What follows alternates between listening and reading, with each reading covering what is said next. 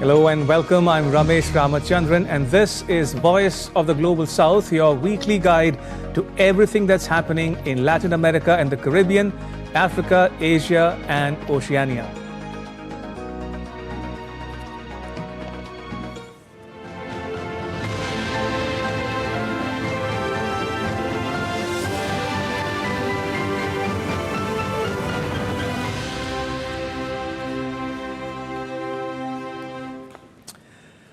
All right then, let's get started. It is so small that you can't spot it on the map, but it wields a disproportionate influence on world affairs. I'm talking about Diego Garcia. This 30 square kilometer area of prime real estate belongs to Mauritius, but is controlled by the UK, occupied by the US, and eyed by China. And the great power contestation that comes with it is taking place right here, India's backyard. Now, Diego Garcia is an island in the Indian Ocean. It's the largest island in the Chagos archipelago. An archipelago is a group of islands. Diego Garcia is also an atoll. An atoll is an island made of coral, shaped like a ring with a lagoon in the middle, which makes it a perfect setting for a military base. And that is just what the US did. It leased Diego Garcia from the UK in the 1960s and set up a military base there. The lease will run until 2036. Now the question is, will the UK relinquish Chagos and give it back to its rightful owner, Mauritius? 2. Will the US vacate the base in Diego Garcia? 3. Will China take advantage of the situation? And 4. What will India do? Now, there are no easy answers to these rather tantalizing questions. But one thing is clear. Whatever happens between now and 2036 will have a lasting impact on the course of history. I will tell you how and why in just a bit. But first, let me give you a brief history of Chagos. Chagos is the last British colony in Africa. In 1965, the British declared that Chagos does not belong to Mauritius. And Chagos became what is called the British Indian Ocean Territory, by which name it is known till today. In 1966, the British leased Diego Garcia to the US for 50 years. The lease has been extended by 20 years until 2036. In 1968, Mauritius gained independence. But by then, the British, at the behest of the US, had evicted the Chagosians from Diego Garcia, as the locals are called. In fact, no local was allowed to remain on any of the islands that form a part of the Chagos archipelago. Most of them were either relocated to Mauritius or Seychelles. Others were taken to Britain.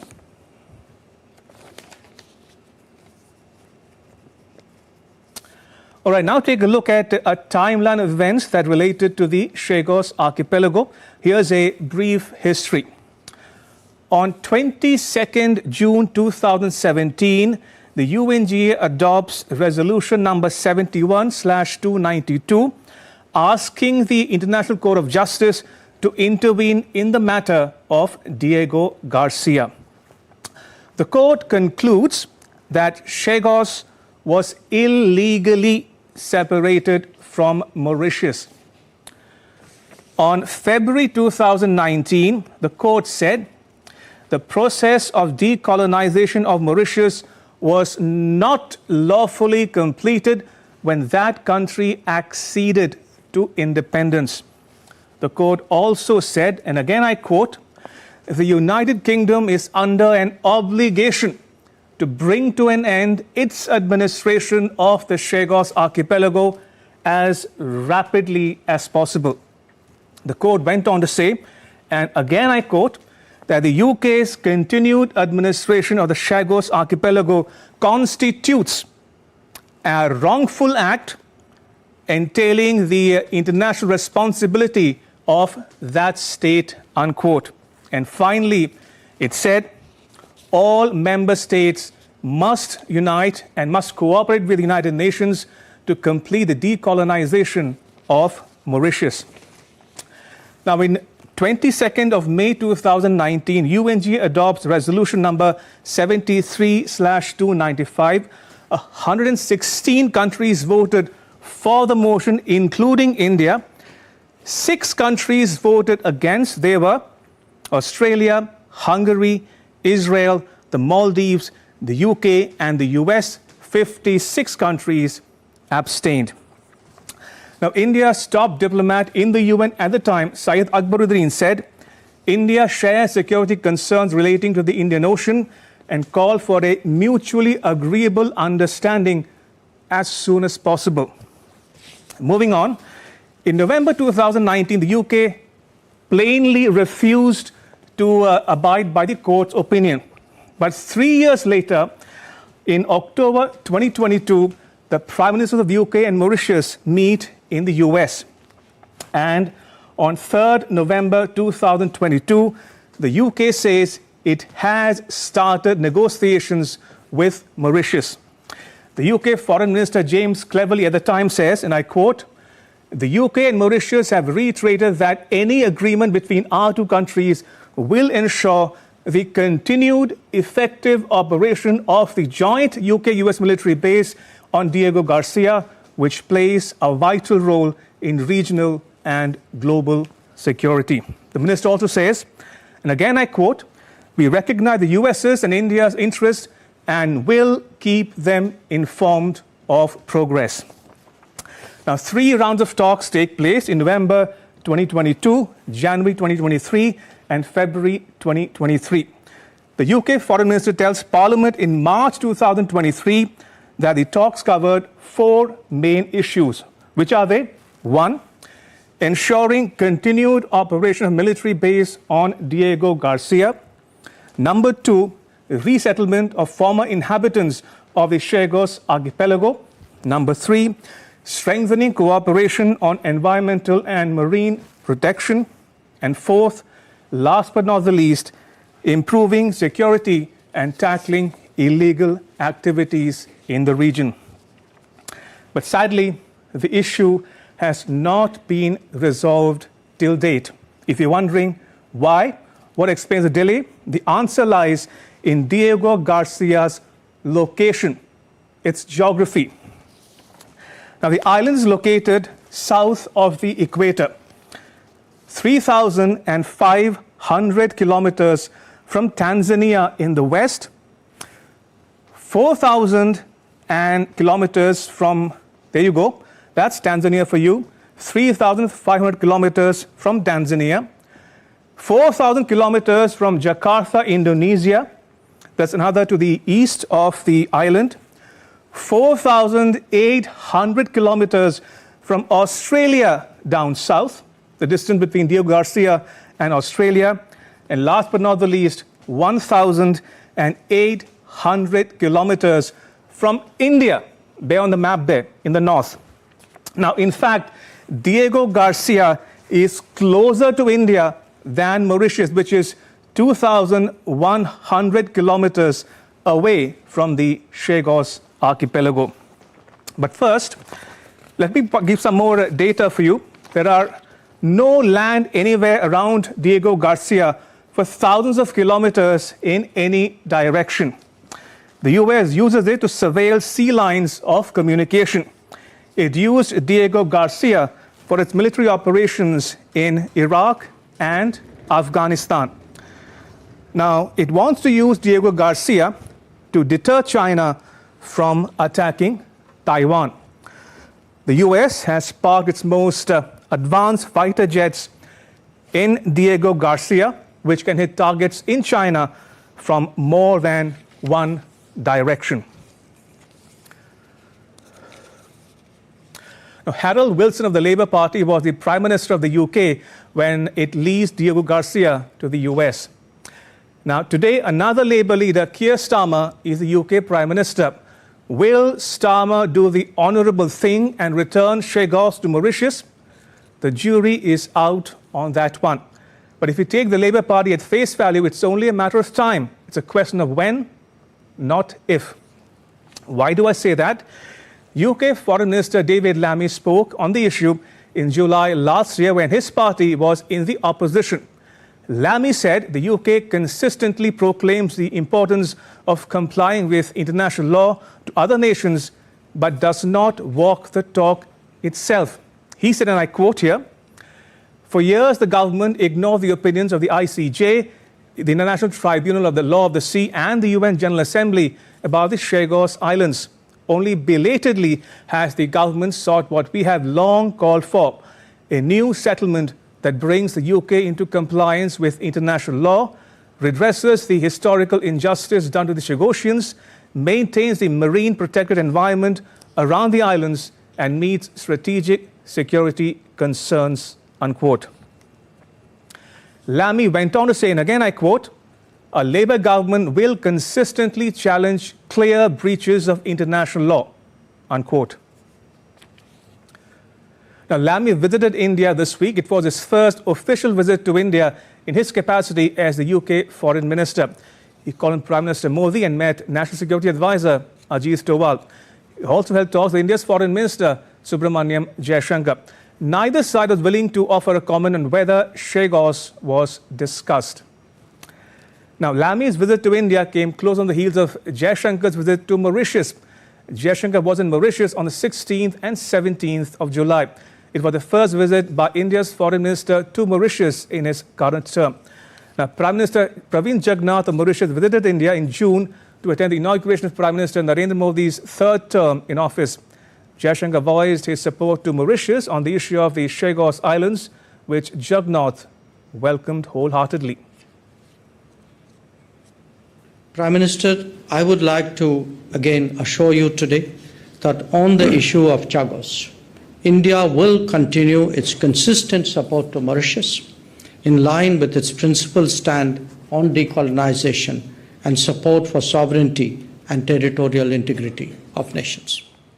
I had the opportunity to reiterate our deep gratitude for India's unflinching support to the long-standing struggle of Mauritius to complete our decolonization process so that we can effectively exercise our sovereignty over our entire territory, including the Chagos archipelago. Now, the UK might still decide to return Chagos to Mauritius, but will the US agree to vacate the base in Diego Garcia? The US is reticent on the issue. Its foreign minister said in December last year that it is a bilateral matter for the UK and Mauritius to work out, but he added a caveat that the US recognizes UK's sovereignty over the Chagos archipelago. On Diego Garcia, I can just say, as David said, look, this is a joint US-UK military facility that plays a vital role in the Indo-Pacific region. For us, it plays a vital role in global security. It enables our own support for regional stability, gives us an ability to respond rapidly to crises, and also to counter some of the most challenging threats that we face. We, as you know, recognize UK sovereignty over British Indian Ocean territory, but this is a bilateral matter for the UK and Mauritius to work out, and we support their engagement to resolve the differences.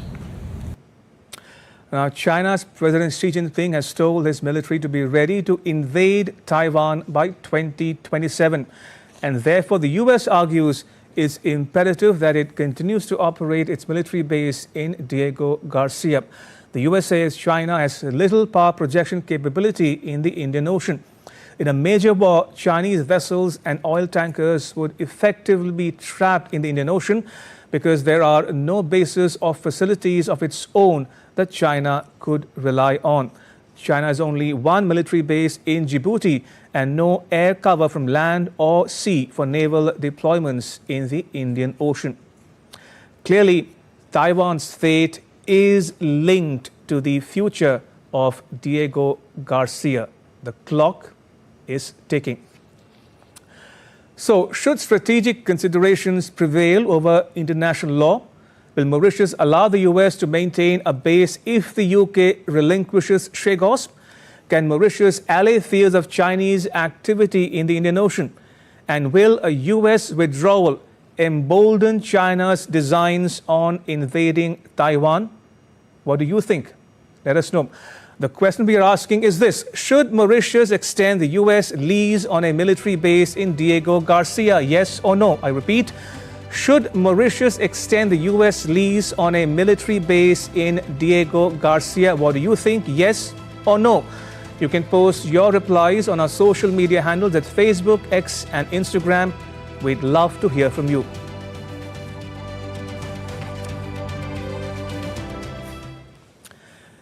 And now to the results of last week's poll. Remember, our cover story was about anti-quota protests in Bangladesh. We'd asked the question, are Bangladesh anti-quota protests justified? Yes or no? 62% think the protests are justified, while 38% think they are not, which means 2 out of 3 people say the Bangladesh anti-quota protests are justified. Thank you for letting us know what you think.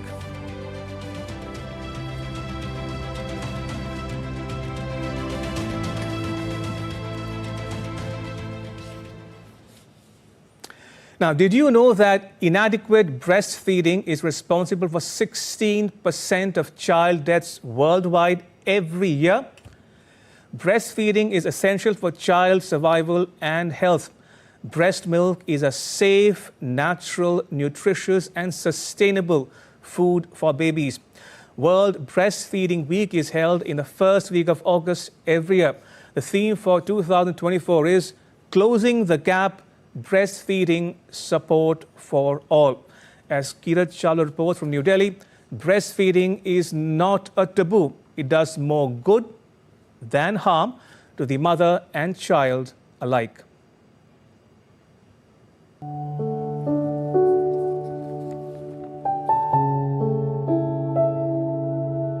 Every mother wants the best for her child, and breastfeeding is one of the most profound ways to nurture and bond with the newborn.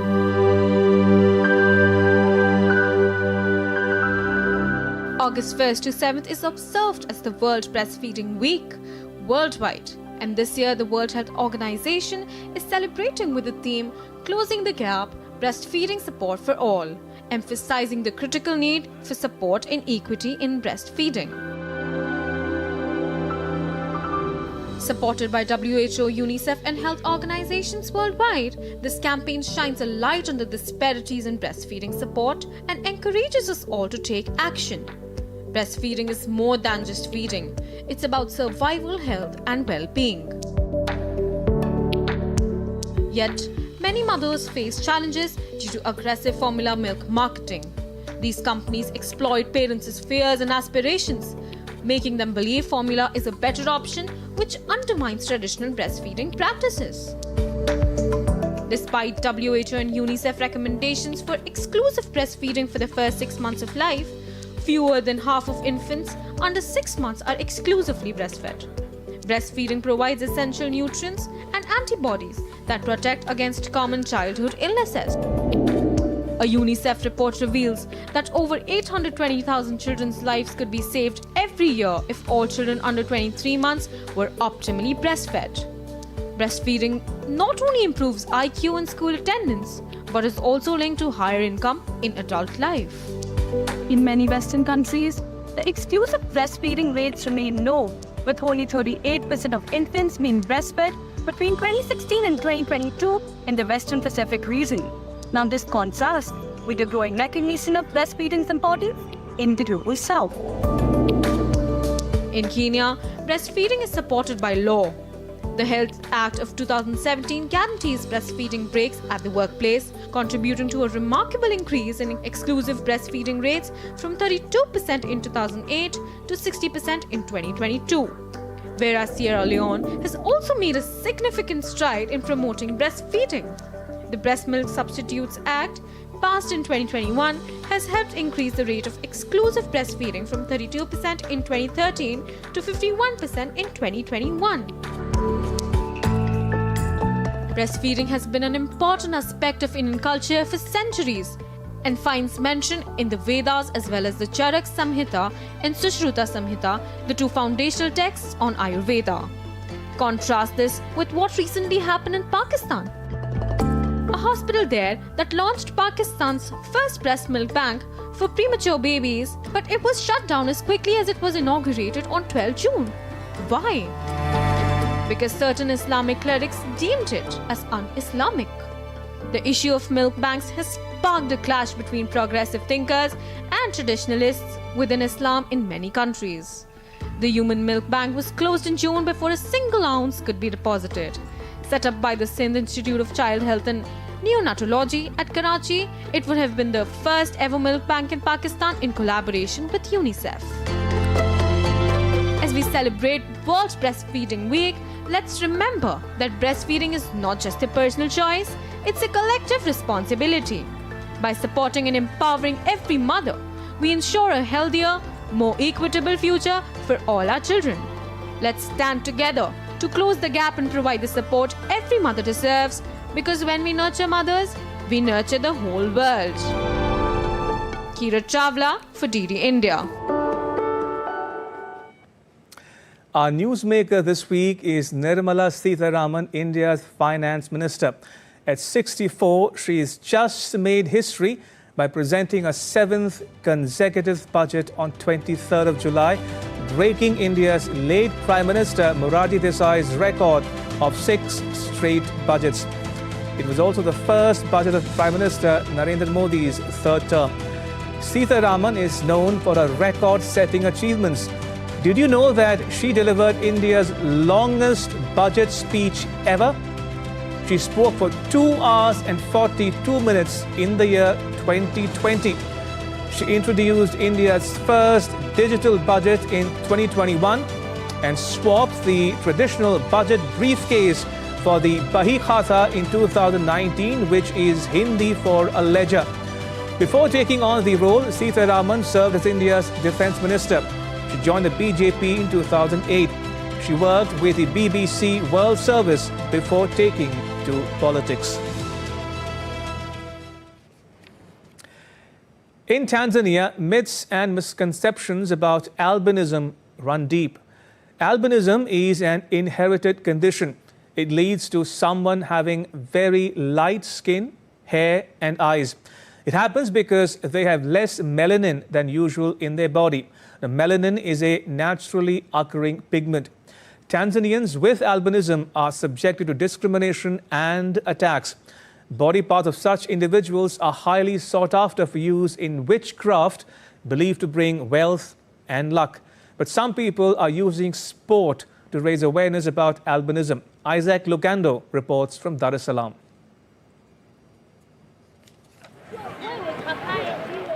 Under Dar es Salaam's hot sun, the Albinism Sports Club, a third division league football team composed of 99% people with albinism, faces off against Sauti Para, a team of young people with physical disabilities.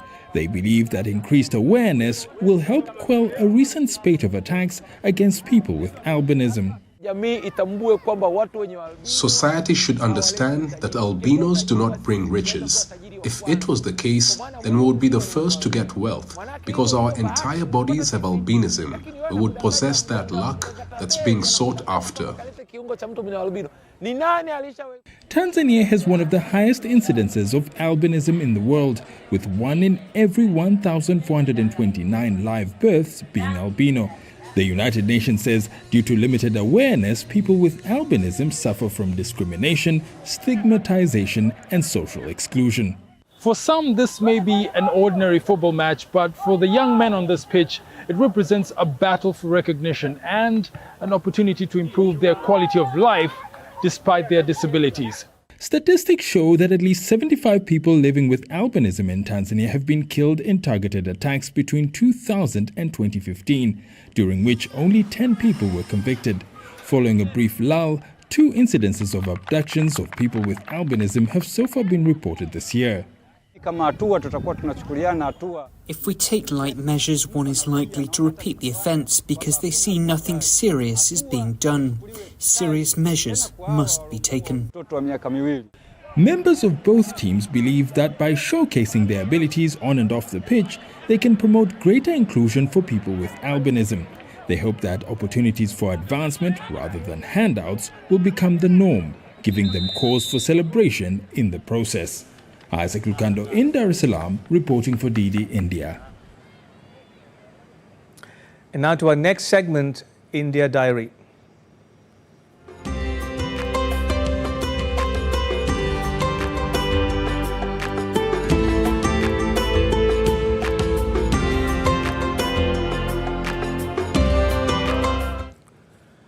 India will contribute $1 million for a UNESCO World Heritage Centre. Prime Minister Modi made the announcement at the inauguration of the 46th session of the World Heritage Committee in New Delhi. India's Maidam has entered UNESCO's World Heritage List. The Maidam is a unique 700-year-old mound burial system of the Ahom dynasty from the northeast Indian state of Assam. It's India's 43rd World Heritage Site and northeastern India's first heritage to get the status of Cultural World Heritage. India signs an agreement for implementation of 4 community development projects in the Marshall Islands. The signing ceremony was held via video conference. President Hilda Hine and Foreign Minister Kalani Kaneko of the Marshall Islands and India's Foreign Minister S. Jaishankar took part in the event. India and the Marshall Islands are members of the Forum of India-Pacific Islands Cooperation. The grouping held its 3rd summit at Papua New Guinea in 2023. India's Foreign Minister S. Jaishankar visited Mauritius for inaugurating 12 India-assisted community development projects. Minister Jaishankar and Prime Minister Pravind Jugnauth witnessed the exchange of agreements on the development of an India-Mauritius joint satellite, digitization of immigration archives, education and culture. Minister Jaishankar presented Overseas Citizen of India cards to the first 2 7th-generation Mauritian citizens.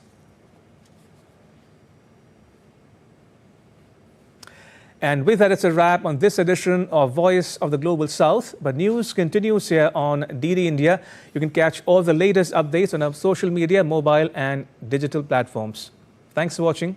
Bye-bye.